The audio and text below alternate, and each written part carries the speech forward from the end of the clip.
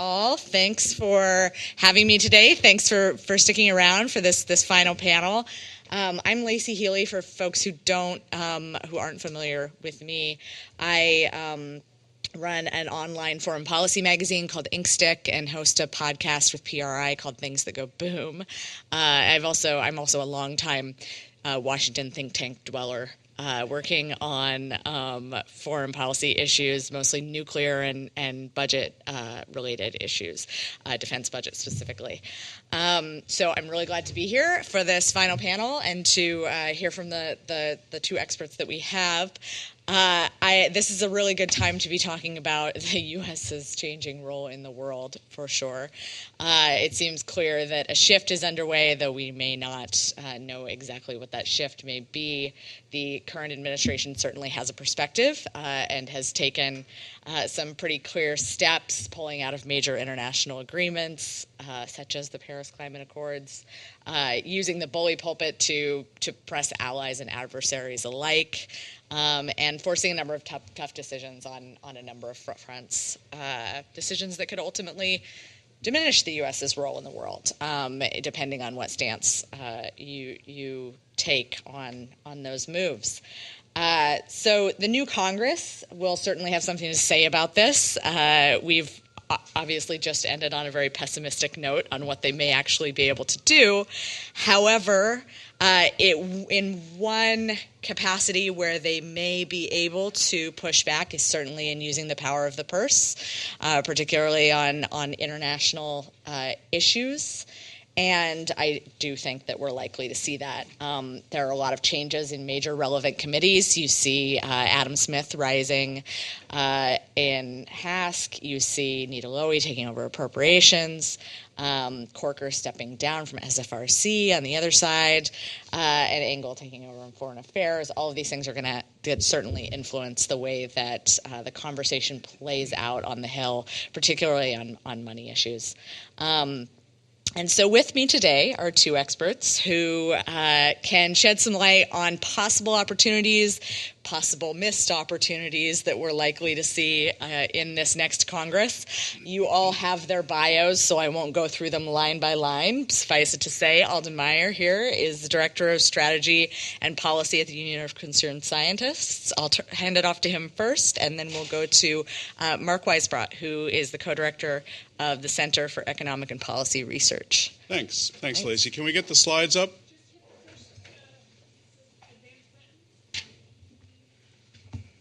Towards where?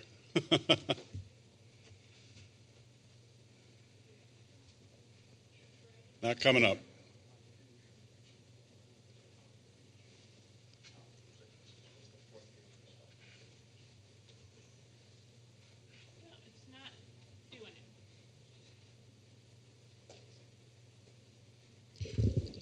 Well, let me just start with getting this loaded up.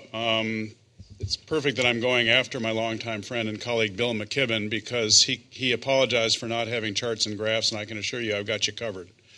There you go. Thanks. I'm going to talk. He talked mostly about the citizens movement and the fossil fuel industry and the situation here in the U.S., and that's sort of a perfect foil for what I'm going to talk about. I'm going to talk about the recent report that came out from the Intergovernmental Panel on Climate Change, which is the world body set up to channel the scientific community into policy advice to prime ministers and presidents and leaders around the world, and what it says about the temperature goals that we agreed to in the Paris Agreement and the chances of meeting them. So just a refresher for those who don't follow Paris as closely as some of us have to. 3 years ago in Paris, the world agreed to set a goal of keeping the increase in global average surface temperature well below 2 degrees Celsius above pre-industrial levels, and pursuing efforts to limit the increase to 1.5 degrees. We're currently at about 1 degree over pre-industrial based on emissions that have been put up since the beginning of the Industrial Revolution. The getting the mention of the 1.5 degrees in this was a breakthrough for the small island states, the international NGO community, and others that have been fighting this issue. 2 degrees had been sort of the benchmark since the Copenhagen summit in 2009 that the world had agreed to. but it was becoming increasingly clear to scientists and frontline communities that wasn't adequate.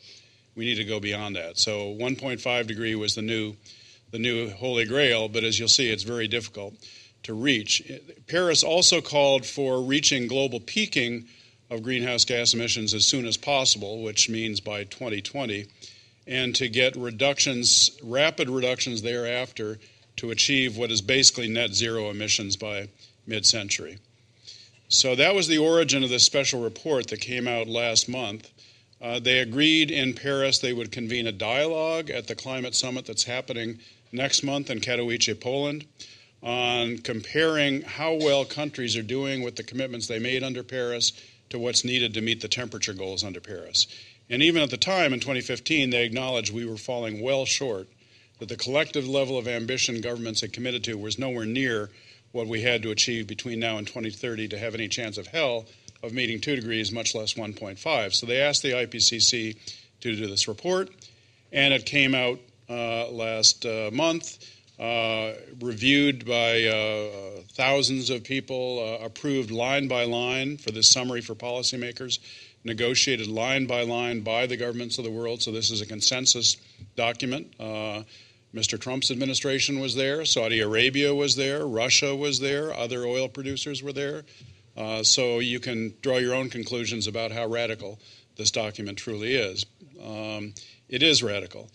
Every half a degree that we increase global temperatures creates consequences for people around the world. And this connects really into your agenda and poverty and security and livelihoods.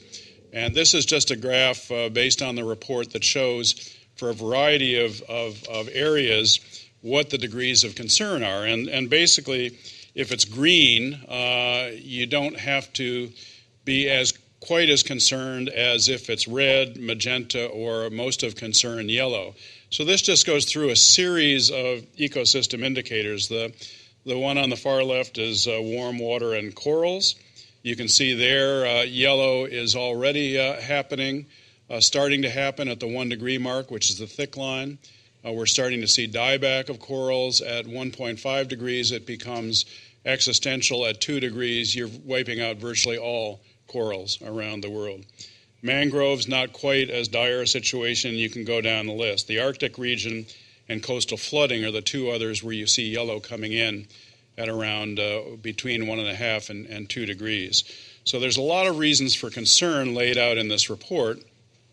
Just to explain a couple of them, the difference between this half degree difference between 1.5 and 2, you would get less extreme weather, you'd get lower global sea level rise, you'd get 10 million fewer people exposed to the risk of rising seas at 1.5, you would get smaller reductions in yields of maize, wheat, and rice, the main food crops for the world. You would get water shortages up to 50% less for global populations. You get lower risk to fisheries, and you'd get up to several 100 million fewer people exposed to climate-related risk and susceptible to poverty by 2050. So 1.5 degrees, 5.5 degrees, it sounds tiny, but it can be the difference between survival and extinction for a lot of species. Now, the even worse news is that we're nowhere near on track for 2 degrees, much less 1.5. This shows you the baseline of emissions if Paris hadn't happened were, by the end of the century, anywhere from 4 to almost 5 degrees Celsius. So that's about 8 degrees Fahrenheit at the upper end. The policies, the current policy track, and this is based on the Climate Action Tracker, a group consortium of think tanks that produce this analysis on, and you can look online and Google any country you want to see their report for. Current policies that are in place, somewhere around 3 to 3.7 degrees. The pledges that were made under Paris would get us 2.6 to 3.2 degrees, and of course what we need is to get well beyond that to down below 2 degrees. And you'll see from this chart that what you need is to get, if you're on a 1.5 degree track, you need to get reductions of about 45% below current emissions by 2030, and net zero sometime around 2050 or soon thereafter. There's some uncertainties in the science, which is why there's bans on these lines, because the climate system could be less or more sensitive. So what does that mean, getting to 1.5 degrees? It means deep emission cuts in all sectors, getting to net zero by mid-century and net negative in the second half of the century, which also means that you're going to need some technologies, carbon removal technologies, that can actually take carbon out of the atmosphere, because you're going to have a few remaining sectors like aviation or some heavy industrial sectors where you can't totally eliminate fossil fuels, and you need to get to net negative. It's going to mean a full range of technologies. There's no silver bullet. It's silver buckshot we need. We can't discard any option, including ones that are politically unpopular. It's going to require deep behavioral changes to achieve, and it's going to, as Bill talked about, increased investment in low-carbon options. So they have analysis in the report. I won't go through all this because of time, but they look at a range of negative emission technologies, carbon removal technologies. Some of the ones down at the bottom are relatively low cost and probably more politically acceptable, things like afforestation, reforestation, soil carbon sequestration. The ones at the upper end of the cost range are much more expensive and unproven, direct air capture, increased enhanced weathering, et cetera. And some of them, like biomass, bioenergy with carbon capture and storage, are quite controversial among development groups and indigenous people and others because of the competition for food lands. You also have to look at all these options not just through technical and economic feasibility and environmental feasibility, but institutional feasibility. Do we have the institutions to implement them at scale on an exponential basis, and social and cultural feasibility? The report acknowledges, for example, that we need to get off of our current meat-intensive diet around the world. Well, you can do that technically, you can do that economically, you can do it in a way that maintains nutrition, but is it socially and culturally feasible? That's a real question at the rate and the speed that you need. Also, the report looks at how climate maps over with the 17 Sustainable Development Goals that were established by the United Nations. So eliminating poverty, zero hunger, good health and well-being, education, gender equality. You can go through the list, and it maps out where addressing the climate crisis can be synergistic and help address some of these other problems, and it also identifies where there may be some trade-offs. That if you go pedal to the metal to trying to solve climate change, you make it more difficult for a few areas to get to the Sustainable Development Goals by 2030. So what's happening with all this? There's two big moments I'll talk about. One is next month at this climate summit in Katowice, Poland. They agreed to have this facilitative dialogue that was renamed by the Fijian current presidency of the Conference of the Parties to the Climate Treaty as a Talanoa dialogue. Talanoa is a process in the islands used to foster consensus, tell stories, build social cohesion, have truth-telling. And they've used this over the course of the last year to try to get people to put down their negotiating swords and shields and talk to people as human beings and really focus on how do we close the ambition gap. They will have a high-level political segment in Poland of ministers and business and NGO leaders talking about how do we close the gap and hopefully leading to some form of political declaration and a decision, formal decision in the Conference of the Parties. This will be leading up next year in September of 2019 to a leaders summit, world leaders, prime ministers, and presidents, hosted by UN Secretary General Antonio Guterres in conjunction with the opening of the General Assembly in New York in September.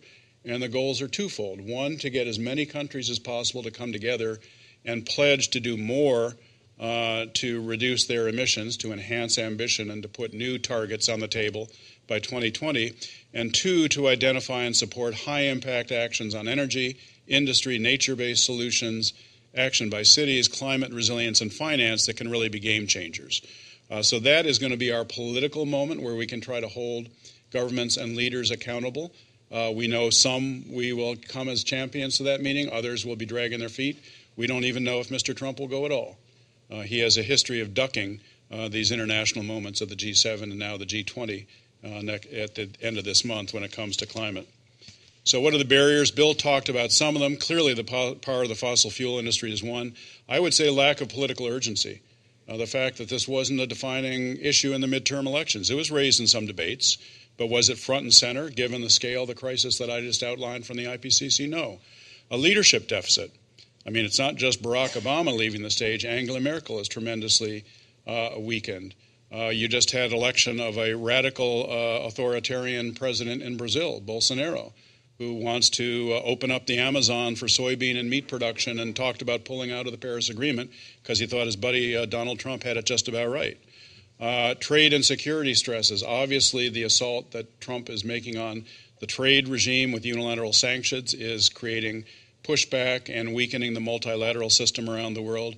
And there are tremendous security and terrorism stresses. And finally, the Trump administration's behavior, which is by no means helping. There are some good signs, though. There was a declaration by the Marshall Islands in June with 25 countries agreeing to commit, basically, to enhance the ambition of their commitments under Paris by 2020. There's a carbon neutrality coalition of 19 countries, 12 of them from the European Union, which have pledged to bring their emissions to net zero by mid-century. There's the Under 2 coalition driven by California and others of cities and states that are taking action at the subnational level. There's the Global Covenant of Mayors, and there's We Mean Business, which is coalescing the business community around the world to set science-based targets and in many cases commit to net zero emissions, 100% renewable energy, and other transformational goals. So there are some good things happening, but as Bill said, they're not happening fast enough, and they're not happening uniformly and the scale that we need. So this is the U.S. effort we are still in, which a number of us created on the run 2 years ago in Marrakesh, Morocco, when we woke up on the morning of November 9th to Donald Trump's election in the U.S., and we had to galvanize an immediate response. I had to do a press conference before the world 2 hours after Hillary conceded, explaining what this meant for climate change and the Paris Agreement. I said later that I believed about half of what I said. I was totally sleep deprived and just running on caffeine and fumes. But we did galvanize this effort of governors, mayors, businesses, universities, investors, and others to say Donald Trump is not the decider here. We are the ones that actually are on the ground implementing climate change solutions, and we are still in, and that has been a very powerful force which has kept some hope alive. So that's it for me, and let you go to Mark, and then we'll open it up for questions. Perfect. That sounds good. Mark, perhaps a little more hopeful note on congressional action? Yeah, it's hard to. Well, actually, I think those are two great presentations, and despite some obvious pessimism that's inevitable from some of it, it's great to see this kind of work being done. And I'm going to present something that's also not a pretty story, but I think there is some hope, and I think that, and it's more immediate, even if the scale is not quite as big. It's an enormous scale. This is about Yemen and the war, the genocidal war that the Saudis and the UAE are carrying out with U.S. military participation. And I think that there's some overlap, there's a lot of overlap in other ways, but I think the role of the Congress is key. And there are possibilities that a couple of years ago we wouldn't have thought were real. And now we've shown already that they are. And so I think, and that's part of what I want to try and get across. So just to give you an example, I'm going to start with what's going on in the Congress, because I think that's most important for a lot of reasons. And, here's a quote from Senator Chris Murphy, who's been one of the leaders in the Senate to stop U.S. military participation in the war. And this shows you, and he's not a longtime peace advocate or anything like that, but the rhetoric is very strong. He just gave an interview with Foreign Policy in the last week, and he said, I think there is an American imprint on every single civilian death inside Yemen. We sell them the bombs, we help them with the targeting, we fuel their planes in midair, and we give them moral cover. So I don't think there is any way around complete American culpability for the humanitarian nightmare that is happening there. Now that's Chris Murphy. And so they're serious. He's serious about it.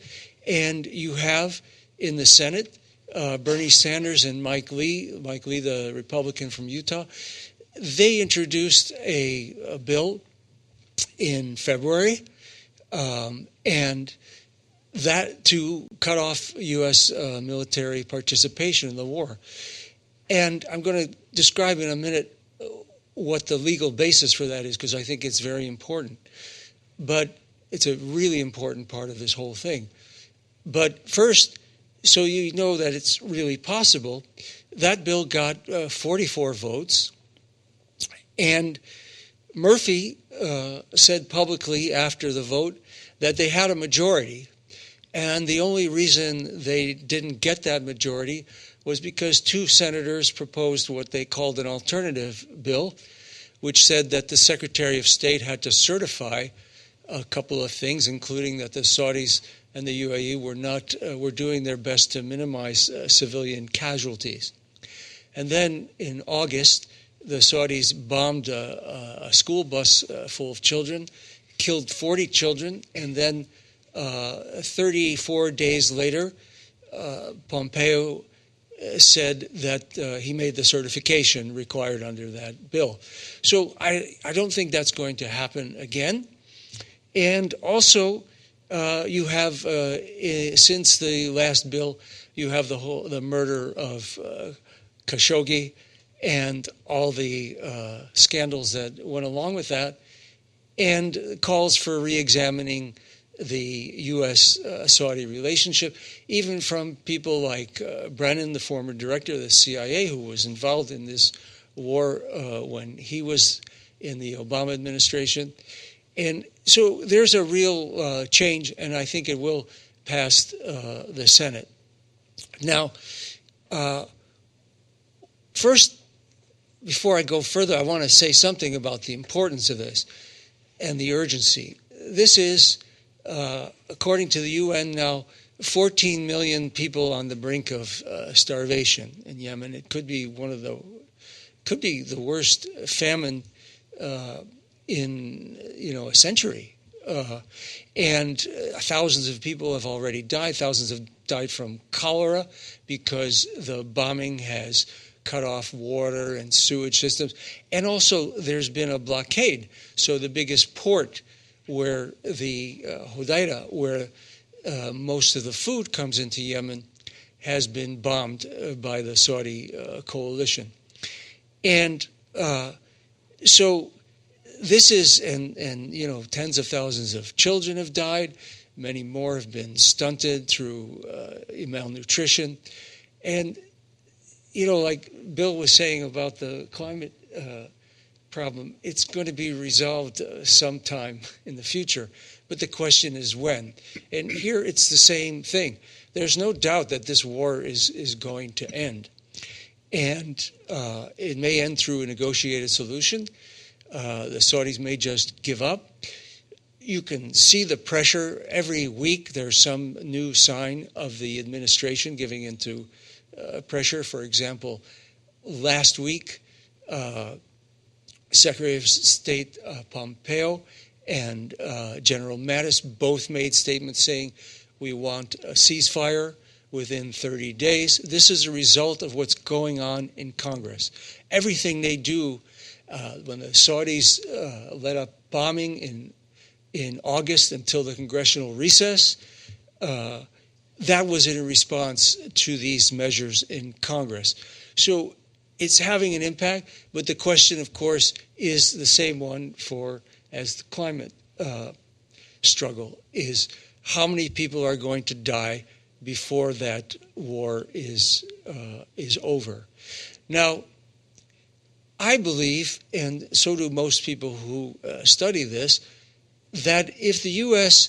cut off its refueling and intelligence and targeting for the Saudis, they would have to negotiate an end to the war. It's really that crucial. The U.S. has hundreds of these refueling planes that refuel the bombers in midair. There's no other country in the world that has this. There's other countries that have a few, but nobody like this. And so this is really, they have a real threat. And this is where you can see that Pompeo and Mattis are not serious at all in this statement. It's done under pressure, but they didn't make any contingency. They didn't say, we're going to stop this if you don't negotiate a ceasefire, because they don't really want to end this war yet. Their point of view, they just want to win it. But whatever winning actually means in a genocidal war. But this is the kind of pressure and leverage that the United States really has. And it's because of this military involvement also that the Congress is able to use the 1973 War Powers Resolution. Now, this is something I don't know how many people have even heard of it. And this is our problem with the media, by the way. The media is not for this war at all. The New York Times editorial board ran an editorial with the title, Saudis Try to Starve Yemen into Submission, and denouncing, war crimes and saying that the U.S. was really involved in it. But why do you hear so little about what's going on in Congress? This is how the war is going to stop. And I think it's not because they're sympathetic to wars. There are some, don't get me wrong. The Saudi lobby is powerful still, and other lobbies as well for this war. And the military lobby is very strong. Mattis was right out there in the Washington Post as soon as those resolutions went before Congress, first in November of last year in the House, and then in February in the Senate. That's where Congress got in the news finally, is when Mattis denounced it. Not when the senator or the Ro Khanna and the Progressive Caucus in the House introduced these. It was when the military rebelled against it. Okay, I think it's because the reporters. You can tell me when I'm running out of time. Okay, the reporters and the journalists and the others, they don't really understand that they kind of buy into the imperial presidency. They don't understand that the Constitution really does give the Congress authority over this. And what the 1973 War Powers Act did is it did two things. One, it made it very explicit. It said that the president is not allowed to introduce U.S. forces into hostilities without a declaration of war, which is in the Constitution, or an explicit authorization from Congress, or if there's an actual direct attack on the United States or its forces overseas. And so that and did a second thing, and this is also crucial. It said that anytime the president does do this, that any member of Congress can introduce a privileged resolution into the House or Senate, and it has to get a debate and a vote. It can't be blocked. It can't be blocked by the leadership. So Ro Khanna and others from the Congressional Progressive Caucus first introduced this in November of 2017, and the House leadership was able to avoid the vote, and this really wasn't legal because this is the law of the land. Okay, the courts have never touched the War Powers Resolution, so this is really the law. But because the caucus wasn't at that point ready to say, look, we're going to come back every week until you take this vote, they agreed on a compromise. And the compromise was actually an advance in this case, because the compromise, which was voted by 330 to 66, I think, so the Republicans had to join it. And I think they did because they didn't want more press about this war. And they said two things that were very important. They said that they acknowledged the role of the U.S. in refueling the planes and other assistance and involvement in the war. The media never uses the word involvement. That's why I keep saying it. They say they're supporting the Saudis. They're refueling these planes and choosing the targets. Okay, so they're really involved, and that's why the War Powers Act, War Powers Resolution applies. So they introduced this, and the compromise said the two things. One was that that they were doing these things, and two was even more important. It said that the war was unauthorized, and so that that was a very important thing. Then Bernie Sanders introduced his resolution in the Senate, and he's committed to introducing that in the next couple of weeks and next few weeks. And then the same thing is going to happen again in the House. And this time in the House, the co-sponsors of the resolution include some of the more hawkish members, but also leadership of the who will become now. Become in January the chairs of these committees, they're now the ranking members. So you have foreign relations, armed services, judiciary, the minority whip. All of them are now going to be the chairs of these committees, and they're supporting the resolution from Ro Khanna and the Congressional Progressive Caucus. So this is very important. That means that we're getting much, much closer to winning this in both houses of Congress. Now, I know the Senate, the Republicans picked up a couple of seats, but the Republicans weren't the overwhelming problem on the margin in the last vote, because 5 Republicans voted for it. So it was really Democrats who prevented that resolution from passing. As a party, they didn't have everybody.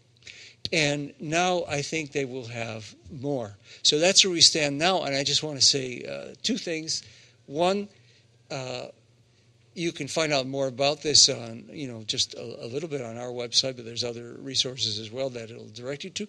And 2, if any of you have any relations here with any members of Congress and can do anything, the next few weeks will be very important. Even though it's the lame duck, it still has a very good chance of passing now. And, of course, the sooner is really enormously better. Thanks very much. Thanks. Thanks so much to you both. We have just a few minutes for questions. We have a relatively short panel, but I do want to pose a very quick one to you both that has to do with different questions for you both, but both have to do with low-hanging fruit.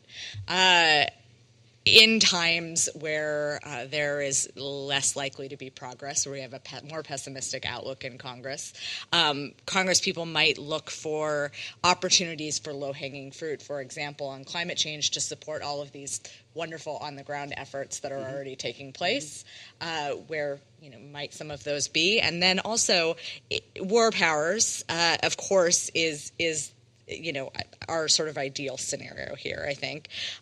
We've seen legislation on war powers gain steam in the past few years, but it's still a little, some Congress people might see it as a little bit of a slippery slope toward things that they don't want to support.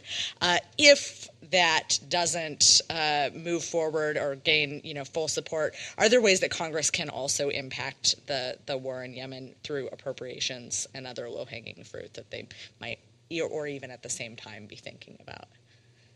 First. Well, first of all, given this current Congress, we don't expect bold moves like a national cap and trade that Waxman Markey in 2009, or a national carbon tax, or a bold reduction package. Most of the action is going to continue to be at the state and local level and the corporate level in terms of driving emission reductions in the U.S., and they are still happening because of that action around the country. But I do think there are a few areas where Congress can usefully weigh in, given the balance of forces that we're foreseeing for next year. One, obviously, is if they could agree on some kind of infrastructure bill that would include things like modernizing the electric grid, support for electric vehicle charging infrastructure, energy storage technologies, broadband technologies that can enhance telecommuting, et cetera. That could make a contribution. Second is appropriations. Despite Donald Trump's best efforts, we have preserved the bulk of funding for climate research, for advanced energy technology, the ARPA-E program at DOE, for example. Even some of the international climate assistance for developing country technology has been preserved with Republican support in the Senate. The big problem was Republicans in the House that we had to roll in the conference committee. Now we've got a Democratic House, and we've still got some people in the Senate that believe in the value of this research, people like Lamar Alexander and Susan Collins and Rob Portman. So I think there's opportunities there to go on the offense on some appropriations areas. And then there may be a few issues like the Murkowski-Cantwell energy bill in the Senate. There was a bipartisan initiative on energy efficiency in buildings and electric grid cybersecurity and natural gas distribution, a few other areas. It wasn't the boldest move around, but it built consensus. And it could create exercising the muscle to show that we can do some things together. I think we're going to have to wait till 2021 to get the kind of bold action that we need, and it's going to take a different person in the White House. But that's what we can do in the next year or two. Meanwhile, keep your eye on the cities and the states and the business community, because that's where the real drivers are. Good. Mark? Yeah, it's a good question. I think the war powers approach is the low-hanging fruit, mainly because of the procedure. They have to give it a vote, and each time we get a vote, we're very significantly closer to winning. There's no real defense of this war. Hardly anybody tries to get up and defend it publicly. And, CNN reported just last week that Trump himself was saying, look, people are seeing these pictures in the New York Times of the starving children, and it's really getting to them, and, we have to do something. And, he has said things like this before. Actually, he even said he made much stronger statements than that, and then the generals told him to shut up, and he shut up, which is kind of what he does on almost everything, every time he ever makes a positive statement on foreign policy. They just tell him it's out of bounds. There's a lot about that in the Woodward book. He said some amazing things, and then he just shut up. And so I think that is the lower hanging fruit because of the procedural, and because the media is getting closer to realizing that, this is the Congress does have this authority, and everybody is starting to recognize it, including the Saudis. Okay, some questions from the audience right here. I'm just thinking about the connect the dots sort of slide that Bill McKibben had at the end. And I wonder if, one of the ways to convince the right on the climate change issues is to connect the migration crisis or the refugee crisis to climate change. And I think, one of the things that isn't talked about, if you want people to stay at home, which is what their preference is you have to stop bombing them. And then you also have to make it habitable, and I think, looking across the Middle East, Tehran is no longer habitable. You can't breathe in Tehran anymore. And that's something that I think the Western press doesn't talk about. But, most of the Saudi Arabia, Dubai, these are not places that would survive half a degree of temperature rising. And so I haven't heard as much of this connecting to bring on sort of look, these are the places where you least want immigrants from, and I'm not personally, but the right. These are the places that are going to be most affected by this, where they're not going to be able to grow crops and live and breathe. Yeah, this is an issue that has gotten a lot of attention in the U.S. military establishment, and including General Mattis, who acknowledges the reality of climate change, and it's a force multiplier for instability and crisis around the world. Tom Friedman has done some very good reporting on the origins of the Syrian civil war and how some of it had to do with drought and persistent food shortages that drove farmers off the land into the cities where there wasn't a support structure to take care of them. So yes, and Europe is very aware of this, given the diaspora moving up from sub-Saharan Africa and the Middle East, and looks at the crisis Merkel is falling and leaving office in 2021, and arguably because of the refugee crisis. So yes, I think we have to draw those connections. You can't overstate it, though. You can't say it's the only driver. It exacerbates problems, but the kind of charts that I was showing you about future temperature increases and stressors on natural and agricultural systems and health and everything else, just think about that. What we're seeing at 1 degree now, what will happen at 1.5, 2.5, it's going to be a hellacious world. And I think communicating that in a way that motivates people to take action rather than giving up and saying it's hopeless is really one of the challenges. Excuse me, this isn't a question, but it seems to me that we have an exceptionally good moment in history and in future time to try to do something with all the ideas that people have expressed. There's, lots of peace groups that are very upset by what's happening in Yemen. There's lots of people in the media who are kind of yearning subconsciously for something positive to talk about instead of making snide remarks about all the terrible things that Donald Trump has done. I think if Economists for Peace and Security, for example, would gather together the energy and the ideas that have been expressed here today, we could start a movement. I mean, we could start something really happening in this field, which is more than you can say for the kind of stuff that the media are talking about, because they're mainly just talking about the discrepancies between useless activities and potentially useful activities, but none of the useful activities, such as focusing on the problems of climate change and of wars and the parts of the world which are worst off in that way, that could be really valuable. Well, the good news is you see that happening. Bill talked about it, the climate movement on the ground around the world in this country. You also saw that in the elections, the immigration movement, the healthcare movement, indivisible, nuclear weapons starting to bringing back some of the labor for nuclear weapons control. I mean, there's things happening around the country that we can tap into. They're siloed, though, and they're not intersectional. They're not coordinated. Who pulls it together? I think that's the big question. And right now it's going to be left sort of the Democratic Party's nominating process for president to be the place where the platform gets hammered out. 2020 begins now, right? 2020 began on Wednesday. Exactly. So, yeah. Do we have time for one final question, or are we just one final question? Well, I think maybe two. We'll take them at once. Take both, and then we'll answer them both. Thank you. My question, in fact, was previous to your final comment, because I was ambassador of Argentina here to the U.S., and I saw firsthand many of the things that the Congressman Meyer mentioned previously, the lack of knowledge of members of Congress, the influence of interests there.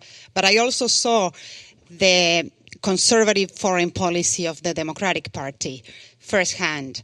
So my question, and maybe you can give more details on what you just said, is do you see any process, as we are seeing today with the economists? There's a lot of ideas on the progressive side that were in the campaigns of Bernie Sanders and elsewhere. Do you see any process other than Bernie Sanders of a more progressive foreign policy coming inside the Democratic Party and maybe getting to the Congress in some way? You want to start on that, Mark? We'll take the second question quickly. First? Yeah. Take the other question, and we'll answer both. Yeah. Super quick, Alden. We always speak in Celsius, but in America, why don't you use Fahrenheit? It might be more convincing. We do try to translate it, but the report is in Celsius, because that's the name of the report, is a 1.5. But don't you think it's totally being lost here? Yeah, well, it may be, and we can translate it. Good point. Mark, do you want to take a crack at the foreign policy? Go ahead. Yeah. Well, I think that I agree. I think Bernie's going to be the one that takes the lead on foreign policy in the 2020 race, and he's just different. I mean, he's just been much more progressive, but it's not just him. He's part of and this is the part where I would be optimistic, is the Congressional Progressive Caucus. That's 79 members, and they just picked up a bunch in this latest election. I don't know how many yet. And they have, besides their role in the Congress, they have a voice in the media, and they've been using it a lot more and getting in the press a lot more than they ever did before. And on some of these foreign policy issues, there isn't such a powerful resistance. You got the energy companies to fight with. And I mean, there are lobbies, but they're not that strong. And that's why I think we moved so far in a year on the Yemen war, is because, a lot of people, including a handful of Republicans, were willing to break with the military and foreign policy establishment. And so I think you will see that. I think that's going to be a real political poll. Even before 2020, it's going to be the Congressional Progressive Caucus. I think the other issue here is, how do you frame foreign policy issues in a way that resonate with the American people? It's usually my eyes glaze over when you talk about the Committee for Foreign Relations or Foreign Policy Journal. These are just too academic. They're too obtuse. People need to really understand what the connections are, why it matters to them. I think Yemen is a good gateway drug for that, because people do resonate to those images and can see themselves in that kind of situation. So humanitarian appeals. but also self-interest and also, dealing. We're doing a Back from the Brink nuclear campaign with Physicians for Social Responsibility, working with veterans groups, working with labor. It's starting to resonate in New Hampshire. Presidential candidates are going to be asked about, should any American president have the right to launch a nuclear war on sole authority of the president with 10 minutes to decide and no consultation with Congress, the vice president, the secretary of defense, anyone else. Right now, Donald Trump has that football. He can launch a nuclear war if he gets pissed off by something he watches on Fox News. So, that's a little over the top. I think we can use that energy to say, okay, let's question, 50 years of dogma on nuclear weapons. No first use. All the new nuclear weapon systems are going to be built for a couple $1 trillion as a result of the deal President Obama had made with Senate Republicans to get the START treaty ratified with Russia. So I think there's opportunities if you find the right resonant issue and get it out to voters and the public in a way that forces the Democratic presidential primary field to have to address it. Otherwise, I don't think they will. Bernie, I love Bernie, but I don't think single-handedly he can drive that debate without sort of a grassroots surge of energy. And to that point, I would be remiss not to point out that one of the purposes of the work that I'm doing at InkStick and Things That Go Boom is to make these kinds of issues a little more, to help translate them for a broader audience. And that's why we are working with PRI and are on NPR and are trying to get more of these things to people. Just put them in Fahrenheit. Interestingly enough, exactly, put them in Fahrenheit. Yeah. Interestingly enough, the nuclear community often laments how easy a job climate change has in grabbing people's attention. So we all have our own perspectives. Thank you so much for yours and for being here today and for having me and for all of you for sticking around. Thanks.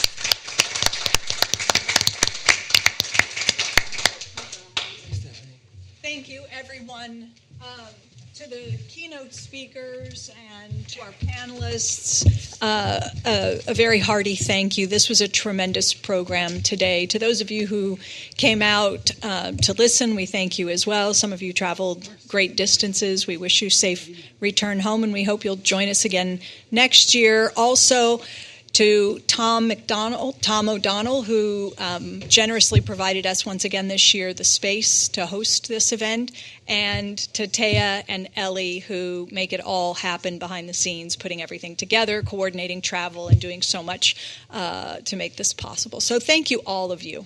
Hope to see you next year.